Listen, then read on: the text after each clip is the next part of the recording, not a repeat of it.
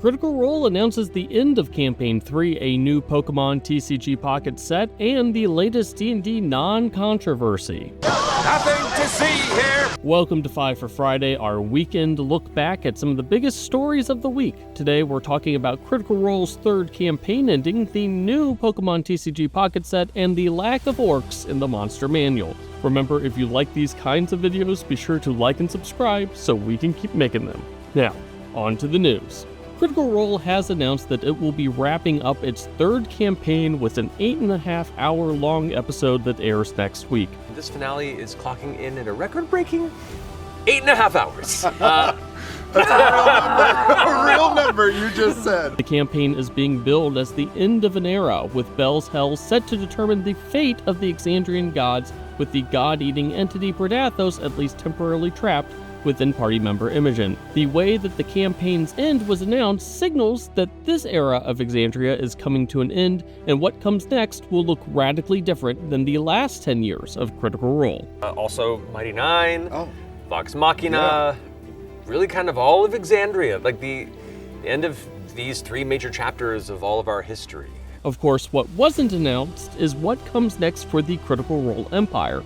Speculation has rumbled about whether the full cast will stick together to air its next ongoing campaign, or if Critical Role will continue to use Dungeons & Dragons for Campaign 4 or use Daggerheart instead. What we do know is that following the end of Campaign 3, Critical Role will launch a new Exandria Unlimited featuring Brennan Lee Mulligan as the Game Master, along with players Matthew Mercer, Liam O'Brien, Jasmine Don, Alex Ward, and Celia Rose Gooding. The series will cover the aftermath of the Divergence, when Exandria's prime deities sealed themselves away from walking on the material plane in the aftermath of the Calamity. That will run for 4 weeks, and I'm sure we'll get more details about what's ahead for Critical Role soon thereafter. In other big actual play news, Dimension 20 and Webtoon are launching a Fantasy High webcomic that will run this spring. The comic will run 61 episodes, which seemingly indicates that the webcomic will only cover the first season of the popular Fantasy Tropes Meet John Hughes movie actual play series. Dimension 20 has become a genuine rival to Critical Role in recent years, with the Madison Square Garden sellout and now its own webcomic. Given that Fantasy High appeals to a much younger demographic than traditional comics, it'll be interesting to see whether this webtoon sparks a new generation of Dimension 20 fans to take interest in the series. Pokemon TCG Pocket has launched a brand new set, with Space Time Smackdown adding over 200 new cards to the popular game. While we're drooling over the new cards, such as that Weavile X alt art card that depicts the last moments of a poor Sweenub, we're less thrilled with the awful trading system also enacted by the game. In order to make a single trade, players basically have to exchange 4 high-rarity cards to earn enough trade tokens, that's the currency that you use to make a trade, to trade for a 5th high-rarity card. Basically, it's pretty clear that the developers don't want you to actually make trades in Pokemon Trading Card Game Pocket. Legacy of Kain, the cult video game series, is getting a tabletop RPG. Lost in Cult has launched a backer kit for a new Legacy of Kain print project that includes a Legacy of Kain tabletop RPG that uses the Mork Borg system. Instead of playing one of the vampires or wraiths that the series is known for, players will actually be vampire hunters defending the dwindling human population. Our guess is that this is a prequel to the events of Legacy of Kain, given that the game is set in a fantasy post-apocalyptic ruin where humanity was overrun by vampires. The campaign has raised over £270,000 so far.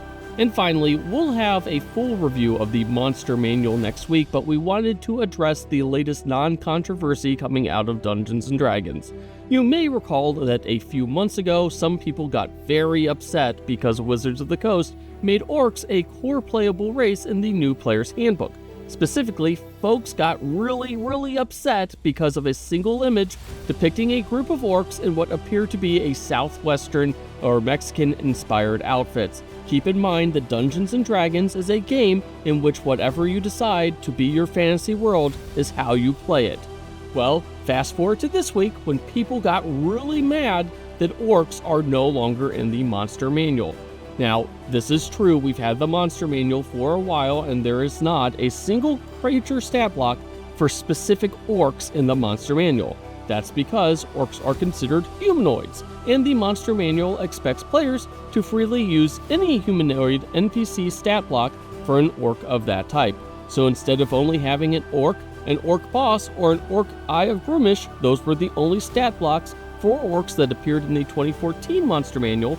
Players can now use things like orc toughs, orc pirates, orc cultists, or orc commoners, or a number of other NPCs. Similarly, there's no dwarves, elves, or tiefling specific stat blocks in the Monster Manual either, nor are there human stat blocks. That's because they're humanoid. Orcs are humanoid in the Monster Manual and in the 2024 version of D&D, and you're just supposed to swap out humanoids freely.